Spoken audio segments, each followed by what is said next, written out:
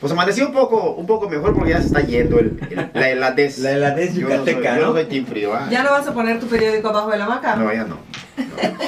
Cartoncito Ni cartón de espalda. huevo, ni nada de eso. Muy bien, Rafael, pues ¿qué nos traes hoy? Pues mira, estaba encontrando unas curiosidades de la historia yucateca. Y algo que me llamó mucho la atención. Los yucatecos somos una sociedad producto de muchas migraciones. Bueno, Gertrudis es una de ellas. Abdala. ¿No eres Abdala? Bueno, sí, claro. Mi bisabuelo. Tu bisabuelo es libanés. Sí. Sí, Hubo una importante migración libanesa que yo siempre doy gracias a Dios a los libaneses porque trajeron los kibis. Claro. A mí me fascina el labne. ¿Cómo no? Claro, la berenjena, la gallina rellena. el baba ganoush, La gallina el baba rellena, ganoush. qué rico. Sí, el hummus. A mí me fascina la comida libanesa, me encanta. Aunque no como cebolla, a mí me encanta muchísimo el tipo de comida. Entonces, la sociedad yucateca es producto de una serie de migraciones muy importantes que le dieron forma a lo que hoy somos los yucatecos. Es más, la otra noche que estaba yo cenando un chocolate con mi pan francés y queso de bola. Ay, qué rico. Le digo a mi familia, Esperamos que sea del gallo azul. sí, le digo a mi familia, es curioso que hoy uno de los manjares yucatecos, porque si tú lo pones en redes, manjar, inmediatamente hay un montón de reacciones del tema. Dos cosas no sean yucatecas. Claro. Y el francés y el queso. Totalmente. Buen punto. Y el chocolate sí. Ujú. El cacao era la moneda. Aunque los mayas también usaban la sal, tuvieron el tema del cacao como moneda. Entonces, muchas de las cosas que nos hacen hoy son producto de esas migraciones. Y aparte de las migraciones, estoy viendo que en 1865, durante el imperio de Maximiliano de Habsburgo, hubo un proyecto de un señor de apellido Labat que le mandó una carta al emperador pidiéndole permiso para establecer en la península de Yucatán una empresa que tenga la sede aquí o la tenga fuera. Pero esta empresa lo que iba a hacer es traer 10,000 personas, creo que mayormente hombres, africanas o asiáticas. ¿Y para qué? ¿O cómo para qué? Tenía la intención de que fueran a trabajar la tierra, los campos duros de la península. Todos sabemos que para cultivar en la península es muy difícil, Sí, claro. Por el tipo de suelo. De hecho, hace poco vi una máquina que convertía piedras en polvo, en tierra. Y en ese tiempo tenían la idea de que los mayas eran flojos. No les gustaba trabajar. Y estos señores tenían la idea de que las personas de fuera, particularmente los africanos y los asiáticos, por dos razones. Los africanos, porque están acostumbrados al sol, y el sol de la península es muy, muy fuerte. Claro. Es uno de los más quemantes para la piel de las personas. Eso por un lado. Y los asiáticos tienen fama de ser muy trabajadores, muy dedicados. Y el proyecto de ese señor era traer durante 8 años 10,000 personas para trabajar la tierra. A estas personas se les iba a pagar 4 pesos mensuales con un anticipo de salario. De ese anticipo se les iba a descontar una parte cuando se les pague. Se iba a hacer un fondo de ahorro y al final del contrato, cuando ya sean liberados, con 4 pesos. con 4 pesos mensuales, les daban la parte que hubiera sobrado en el tema del salario. Okay. El señor también, el señor Labat, solo encontré que es J.L. Labat, pidió exención de impuestos para los barcos hasta por determinado tonelaje para que trajeran a la gente y se estableciera los puertos de entrada, ya sea en Campeche o en Cizal. Que eran los puertos más importantes. Eran los puertos más aquel importantes, momento, ¿no? progresos hasta finales del siglo XIX. Sí. Y Cizal y Campeche eran los puertos más importantes de este tema. En 1865, durante el imperio, en Yucatán hubo un establecimiento de hubo gente muy partidaria del imperio. Bueno, Salazar y Larregui mandó a hacer incluso no el primer plano topográfico de la ciudad, pero sí el que se conserva hoy como el más antiguo, Como porque más antiguo. antes de él, según Michel Antochus, Sebastián Servián hizo Un plano. un plano de la ciudad de Mérida, ¿no? Que no Ujú. se sabe dónde acabó, Ujú. y tuvo bastantes avances en ese tema. Se ordenó un poco la ciudad, se establecieron algunos reglamentos para la convivencia de las y los meridanos, y me llama la atención este proyecto porque te refleja el pensamiento de una parte de la gente que consideraba a los mayas como gente inútil Ujú. o floja, Ujú. Sí. porque si hoy en día decimos 10.000 personas, pues no es una cantidad hoy a Sí, cierto claro. punto pequeña. Exacto. Por ejemplo, para el carnaval están hablando de 1 millón de personas que van a asistir todo el carnaval. Bueno, 10.000 personas, para que se hagan una idea, es más o menos lo que entra en el estadio Cuculcán. En el Cuculcán entra... Un fin de semana en el partido, un fin de semana en un partido juego llegan Diablos 10.000 Leones, 10.000 Exactamente. personas, 12.000 personas. Exacto. O sea, no es tanto realmente. Pero traslademos esta cantidad Ujú. a mediados del siglo XIX, Ujú. donde Mérida creo que tenía 200.000 habitantes. Sí, no es que hasta... No, Mérida, Yucatán, Yucatán en general. 200 o 300.000 habitantes. Ujú. Entonces, integrar 10.000 personas. Y después, ¿qué iban a hacer con ellas? ¿Iban a quedar? ¿Cómo los regresas? Ujú. Porque era todo un tema traerlos, transportarlos por barco. Aunque es muy curioso el tema de las migraciones, porque pues pese a las dificultades. ¿Y sí lo lograron? Eso sí, estoy preguntando, ¿llegaron o no ¿Y llegaron? o Porque yo llegaron? estoy acá con la duda. No, es que no llegaron a hacerlo por las complicaciones que tenía el tema Ok. Porque sí hay gente asiática acá, entonces yo... Bueno, hay una- Es más o menos la época en que empiezan a traer de China Ujú. a gente para trabajar, no en Yucatán, para trabajar en la Honduras británica o el Belice. territorio de Belice, Ujú. lo que hoy es Belice. Ujú. Y era la época en la que estaba fuerte el comercio de personas para trabajar en la extracción del palo de tinte y otras cosas, Ujú. porque los mayas no querían trabajar en ese tema. Claro. Entonces por eso pensaban ellos, son flojos, ¿no? No ¿Y por qué hacen. razón los mayas no querían trabajar ese Pues yo supongo que por el tema de explotación. El Ah, pueblo ok. maya siempre ha sido muy independiente y muy Ujú. dado a que, espérate, ¿yo por qué?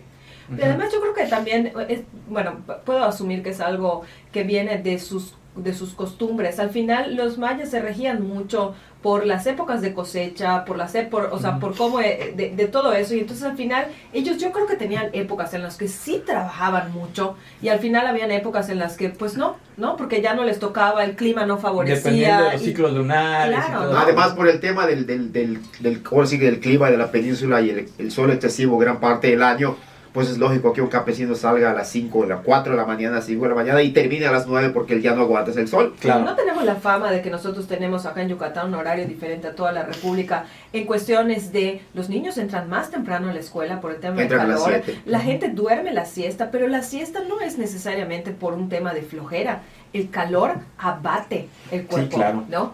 Entonces sí hay una razón de existir Claro que de hay esas costumbres. razones de ese tipo de cosas. Yo hago siesta casi todos los días, Sí. a las 3 de la A los tarde. que nos Sí. acomodan, ¿no? Y lo que lo podemos hacer, lo gozamos, pero sí hay un tema ahí del clima que no necesariamente es por flojos, es que el cuerpo no funciona igual y por lo mismo también terminamos de trabajar más tarde que en otros lugares. Así Pero es. fíjate, en el siglo XIX este pensamiento era distinto. Ujú. De hecho, existía una especie de racismo hacia Claro. las cuestiones indígenas. El indigenismo, el renacer de las culturas indígenas prehispánicas se da con el romanticismo y a principios del siglo XX. Ujú. Felipe Carrillo Puerto es uno de los grandes impulsores del renacer de los indígenas mayas con el tema del rescate de Chichén. Él pide al Instituto Carnegie que rescate Chichén. Años atrás, 80 años atrás, 90 años atrás, a mediados del siglo XIX, es muy distinto el pensamiento de estas personas y dicen, estos no sirven. Ujú. De hecho, una de las migraciones más importantes son de los alemanes, los prusianos, que trae Maximiliano para trabajar y se establecen en Santa Elena, en Motul. Okay. Esa fue la primera migración de alemanes, de prusianos, para trabajar la tierra, porque consideraban lo mismo, que eran un poco flojos, entre comillas. Pero tampoco se podía trabajar muy fácilmente la tierra, ¿no? O sea, no era algo como que... Nunca se ha podido, claro, por el tipo de suelo que tenemos. Claro, inclusive en la actualidad, no todos los agricultores yucatecos tienen la posibilidad de comprarse una máquina que te convierta las piedras en polvo. Claro. Inclusive con la tecnología de hoy, para recurrir a técnicas de cultivo, hay que ser ingenioso.